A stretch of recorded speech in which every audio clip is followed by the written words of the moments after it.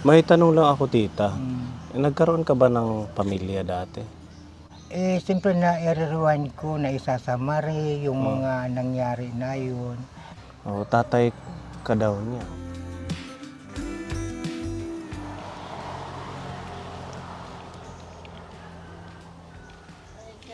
Hello. Nanananghalian. Oh. Ating kinakain.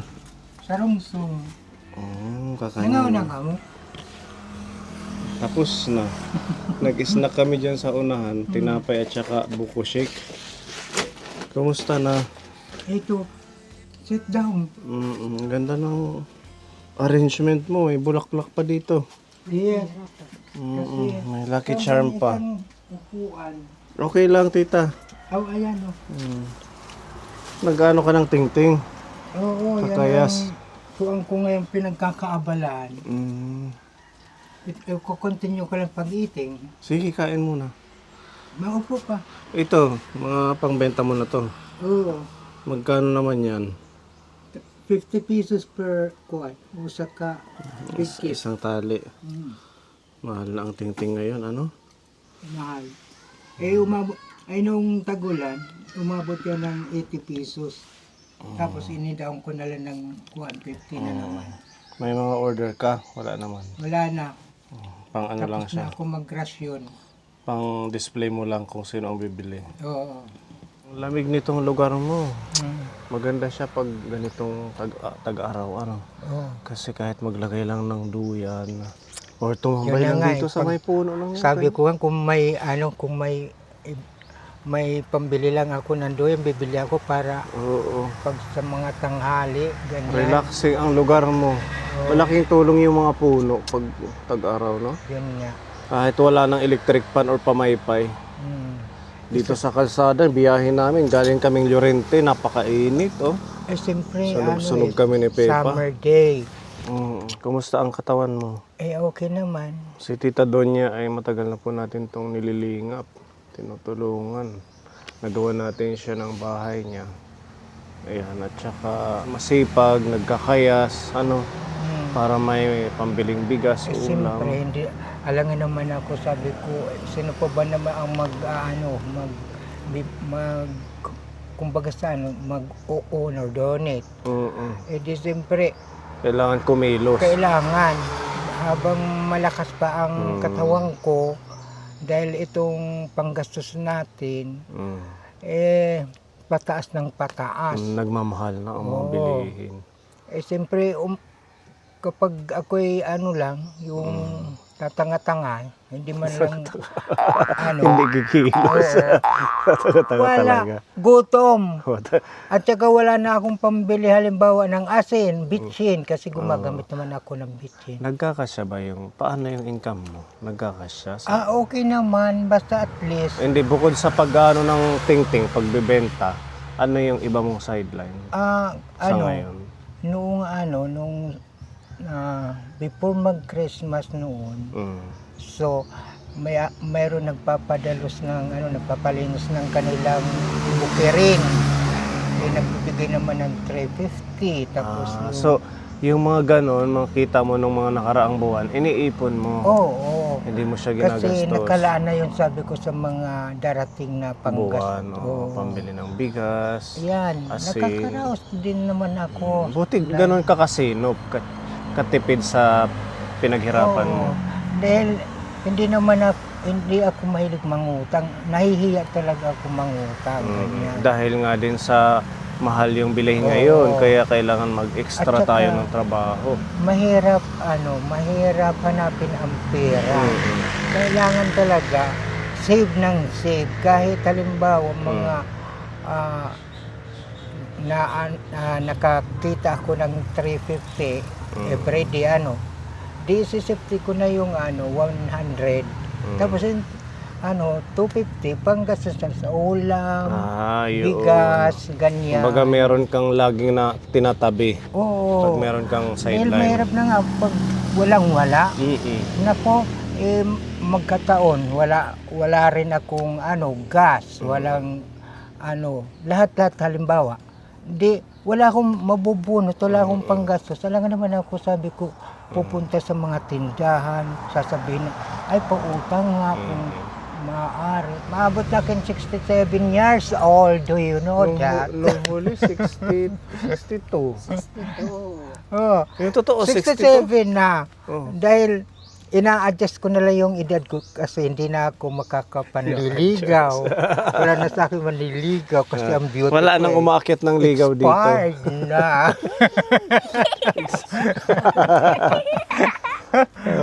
At saka kulang pa ng ngipin. O di, ay naku, hindi na nga attraction. Hindi na Wala nga nang pang- attraction. Para lang, palabas, next attraction. Talaga, oo. Kaya sabi ko, di bali na basta at least kahit wala na akong mga, alimba, umahanga, okay lang sa Walang akin. tagahanga. Oo. Magaling din to kumanta. Sampulan mo nga kami.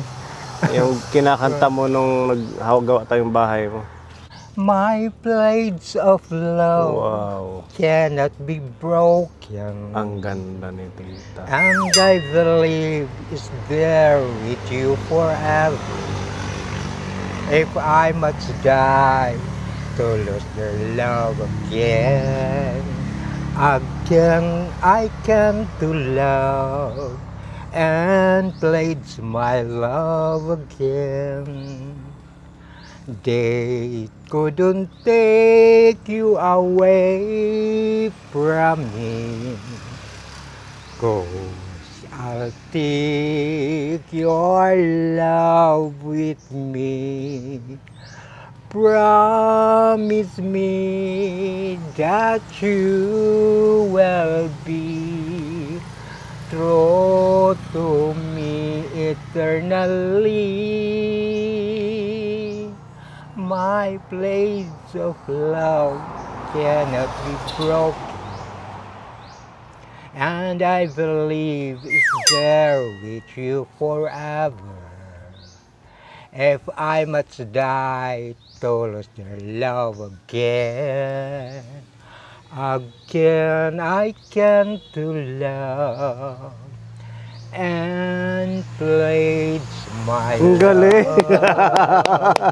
again. Ang galing. Nakaiglip ako doon ha. Parang nakikinig lang ako sa radyo. Ayun ang mga ko noon, yung nag-aral ako ng elementary, yung song, tapos Mga dance. favorite mo. Oo. Tara, sticker. Followers natin, nangingi ng sticker. Follow kami ha. Yan. Nakadaburunggan. Oo nga na. Burunggan kami. Matikat to. Remember, huwag yung kalilimutan ha. Oo. Follow nyo. Salamat mga kuya.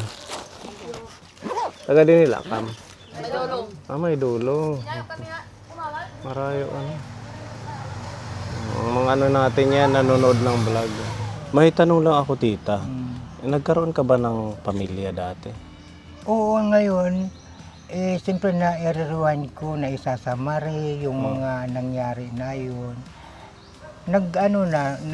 Mayroon na silang communication sa akin. Yung mga anak mo? Oo, yung dalawa. Sino? Anong pangalan ng dalawang anak mo? Richard at saka si Charlene. Gano'n. Ay sabi ko, paano nyo natuntun ako? Sabi ko, napapayag naman ako. Maigi na lang na tayo buhay na tatlo. Ito ko talaga yung katawan ko. Parang hindi ko akalain yung mangyayari yun, sabi ko sa kanila. In-explain na ko naman. Dahil matagal na daw ako hinahanap nila. Pero yung nanay nila, yung asawa mo? Aywan ko, hindi ko naman yan itinatanong. Pero sabi niya, malayo sila sa mama nila. Hindi sila magkakasama. Oo, hindi. Kaya ako natanong kasi may nag-message sa akin. Oo. Nangungumusta siya sa iyo, yung Charlene. Oo. Tatay ka daw niya. Oo. Kaya nagulat ako. Sabi ko, hindi naman sinasabi ni tita na meron siyang anak. Noon, talaga inilimot ko naman yun. Bakit mo naman nililimot yung mga anak mo? Siyempre, hindi ko nga alam yun kasi talaga, Pero alam mo na nakinagisnan mo na nung maliliit sila. Oo, dahil- alam mo pala. Di ba noon, nung mangyari yung ano, 1987, ano yan, ano ni Corazon Aquino, Cudita. Oo. Doon ako nakaligtas, doon din yun. Saan? Saang lugar? Araw. Sa ano, Banay Pidigan, Abra. Abra. O, taga-Abra nandun Si daw sila. ano, Si Si Charlene. Corazon Aquino, taga Tarlac. Ganyan. Mm. Kaya nagkataon yun. Tapos nung magkatakas na ako doon, nilimot ko na ang lahat dahil walking lang naman ang ano ko, dahil kulang na ako ng pera, wala naman akong panmasahe. Hindi ko alam kung ano ba ito, sabi ko nangyayari, sabi ko. Oo. Siyempre, sabi ko, di bali na, itatayo ko na lang yung buhay ko. So, nakarating naman ako. Nakarating ka dito Oo. sa Samar. Dahil, ano naman, dito sa Pero itong dalawang anak mo, maliliit pa sila yun. iniwan mo dun sa nanay. Oo. Dahil nung Pero nagpaalam ka sa asawa mo. ay wala. Dahil Wala. walang tao doon sa tinitirahan namin. So talagang hindi nila alam na nandito ka. Hindi nila alam. Kasi hindi ka nagpaalam. Hindi na ako nagpaalam dahil tumatakas nga ako dahil sa kanilang ginagawa sa akin ng kaharasan. Ay, naharas ka. Oo.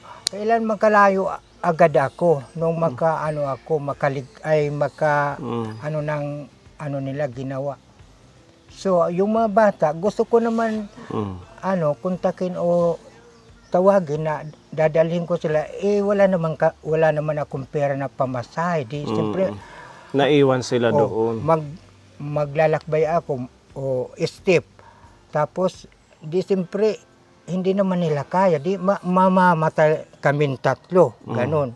Iniwanan ko na lang. Iniwan mo. Oo. Pero hindi ka na nag-contact sa kanila, hindi mo na tinanong doon. Yun na nga, dahil di ba nung sunod-sunod ang ng panahon doon sa parte sa Luzon, Mindanao na lahar, Mga ganun. landslide, typhoon. So hindi mo na nabalitaan kung ano ang hindi ko na sitwasyon yun nila. nabalitaan di siyempre unti-unti ko rin nalilimutan siguro, sabi ko baka na sila na victims, yung namatay na sila ganon dahil sa mga natabunan na sila ng ng landslide kasi yung lugar na yun puro mga lupa, walang bato. Malambot doon ang lupa doon sa parte na yun, yung Banay Pidigan, Abra.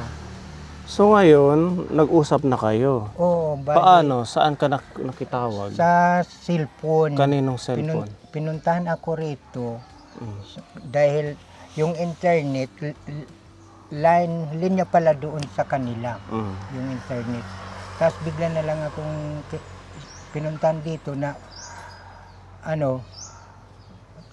kumatok sa akin.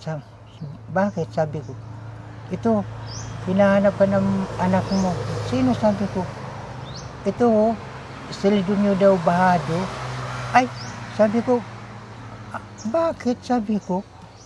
Tapos, ito, mag-usap kayo. Si Richard daw yan, sabi ng Yung sa Richard, Raymond. yun yung panganay. Yung panganay. Tapos sabi ko naman, sabi ko, Richard, sabi ko, buhay tayo, sabi ko. Sa kanya, nagpapaiyak ako. Ganun ang reaksyon mo. Hindi ko alam ito, sabi ko na tayo, si Charlie, nahuli na sa akin, tawag. Kasi ang kuya, bago daw siya nagtawag dito, nag-informer muna kay, Sa sa kuya kapatid niya. niya. So anong sabi ni Richard sa'yo? Sabi niya, Nag-video call kayo? oo, sabi niya, Papa, tatay, sabi niya, matagal na kita hinahanap, sabi niya. Noon pa nung nag-aaral ako, sabi niya.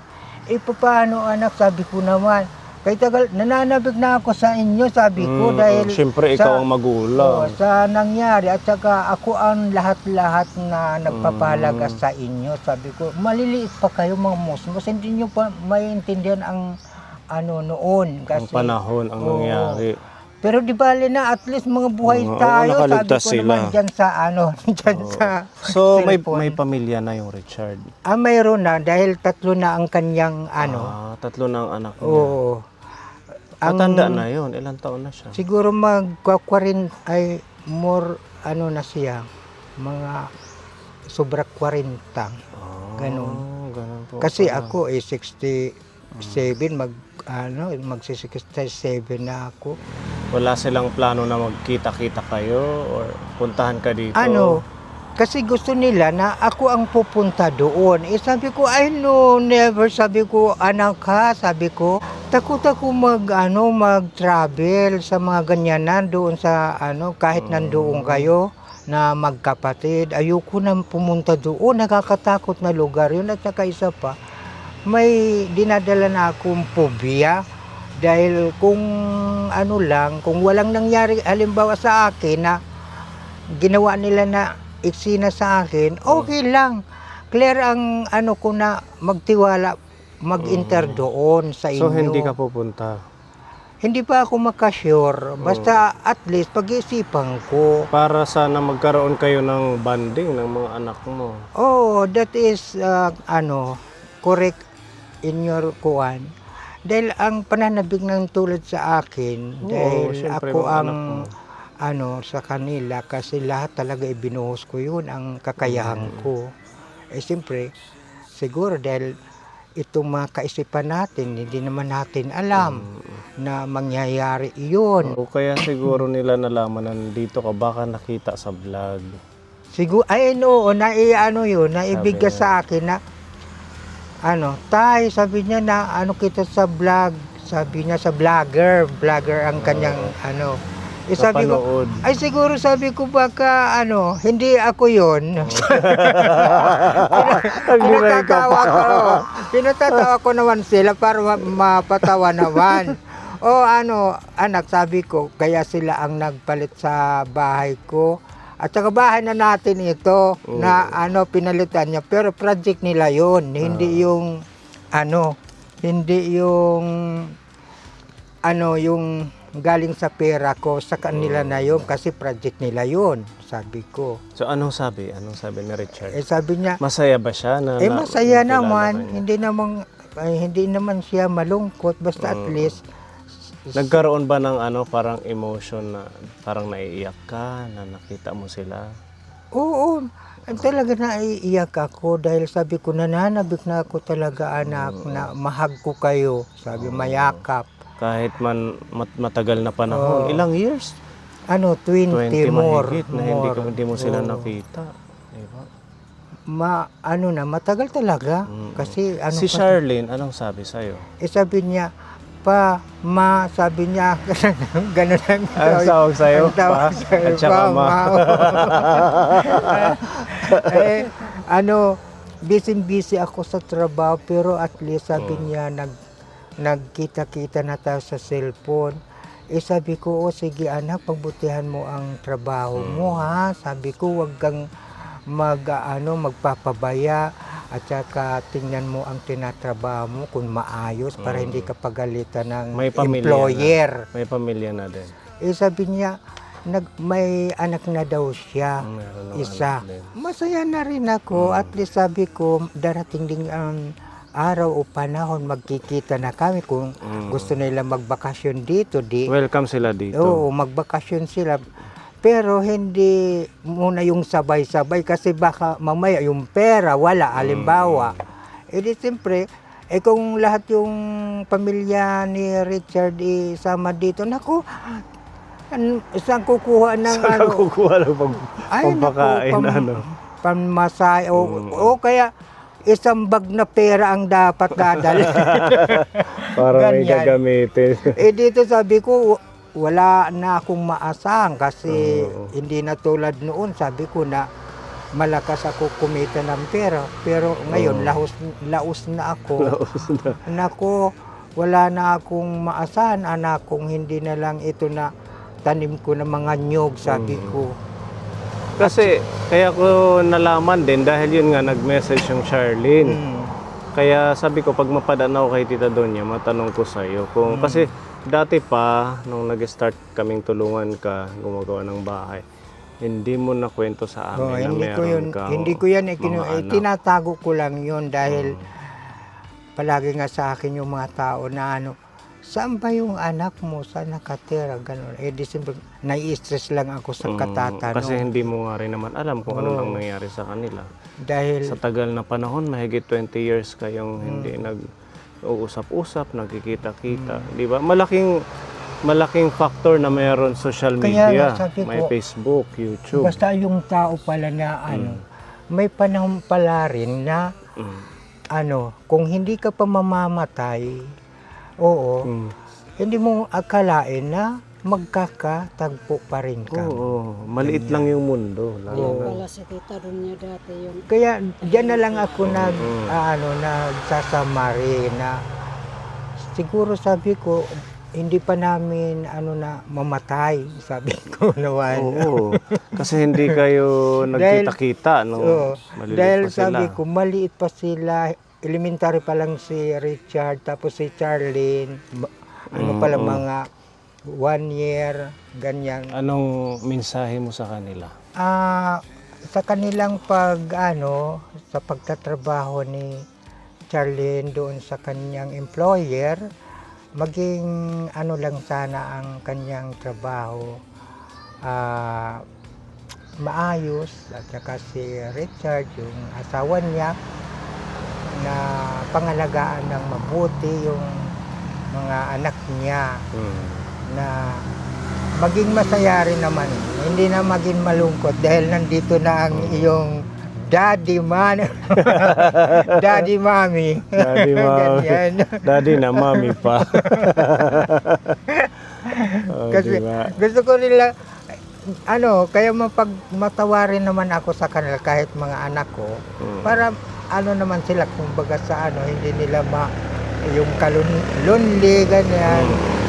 Hindi na nila Pero nung hindi pa sila nagkukontak sa'yo, pumasok ba sa isip mo na sana magkita-kita pa kayo? Ay, hindi na yun kasi hindi mo iniisip. Oo, hindi ko Wala na ka ng iniisip kasi dahil sa ka-stressan siguro sa mind ko.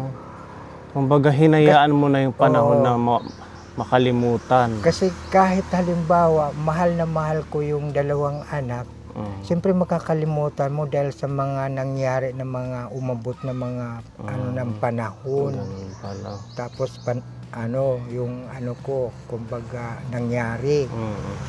Kaya ang turing ko nga sa kanila noon, siguro sabi ko mga patay na yun, yung 2. Eh di siyempre, hindi naman ako doon magpipinto sa mga tao dito kasi masyadong mga nakaka-stress din naman sa akin. Dahil Ayaw mo nang ikwento na lang. oo, dahil dadagdagan naman nila na ma-discourage ako, ganyan. Malungkot ka. Oo. Di hinayang. I'll keep my mind na Sa'yo na lang. Oo. Ganun. Gaano mo sila kamahal ngayon na nakita mo sa video? Hindi ko naman masabi na husto ang pagmamahal dahil sila naman ang sila ang nasa situation ng personal nila at saka yung mind nila. Ako, mahalaga ko, mas higit na nagmamahal sa akin. Yung akin lang opinion sa kanila na mahal ko silang 2. Mahal na mahal mo. Depende na lang, sabi ko, kung ang kanilang mind hindi true love for me. True love naman yun. Kaya ka nga nila hinahanap. So, once hindi ako naman masyadong indirect to accepted. Basta, at least nandito na lang sa heart ko nga, love na love ko kayong 2. Wow, diba? Yan ang pag-ibig ng ating Diyos na Ganyan pinapadama. lang, Kahit man nagkawatak-watak ng mahabang panahon, nagkakaroon ng closure na magkabati, At least, kita-kita. I will welcome and true treat him and true love, ganyan. Hindi ko sila pakikitaan ng masaklap na Ayan, na ang mga kwento ng buhay ni Tita Donya na akala natin tahimik. Kaya siguro parang tahimik. nabunutan siya ng tinik sa dibdib. Mano na siya, di tulad ng dati. Na, siyempre, Diba? dahil hindi ko nga akalain yun na mangyari. magre-reach out sila na nandito pa sila. Hindi ko nga ma-inspect na mangyayari. Magkikita-kita pala kami. Oh, very nice. At least maayos na. Malay natin pag magkaroon sila ng Ganyan. pamasahe, pumunta sa'yo. Oo. Or kung ayaw mo man pumunta, sila na lang. Sorpresa ka Masurpresa ka. Mm. Sa pamamagitan ng video, pag-vlog kay tita na reach out siya ng mga anak niya. Diba, ang laking tulong ng Facebook, YouTube. Kaya Yung mga pamilyang Kung wala, nagkahiwa-hiwalay, nagkikita-kita. nakita lang niya na Mm-mm. vlogger. Sabi ko marami sila yun. Iba-ibang lugar. Parang nawala ng tinatago. Dati, tulala siya. Tulala at saka tahimik. Lang. Tapos minsan yung sagot niya malayo sa tinatanong natin sa kanya. Ngayon, Oo. ano na, Siguro yun din yung humahad lang sa kanya. hindi mo siya Iniisip, nagkikwento. iniisip niyang mga anak niya na hindi niya Ay, Kita. talaga kung lahat-lahat ko ikikwento, hindi. mahabang panahon, mahabang Pwede oras. sa maalaala mo pala. Pwede sa maalaala niya kaya Walang katapusan na pang drama-rama ang Istorya. buhay. Kaya pala ganun yung ano niya, naiintindihan ko na. May dala kami Ay, nako. bigas. Hindi na ako magugutom, hindi na ako magiging skeleton dahil tambak na naman ang bigasan ng puhunan. Ayan, bigayan ni Tita Donna Oo. para meron kang extra. Tsaka para may pambili ka din ng ulam mo. Oh, bigay din ni Tita Donna.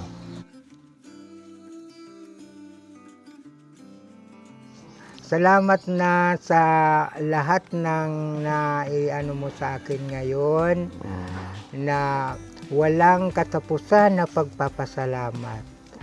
Lalo na kay Sir nga po ni Aldi, yung kasama niya. Si Pepa, thank you Pepa sa pagsama sa ating mission.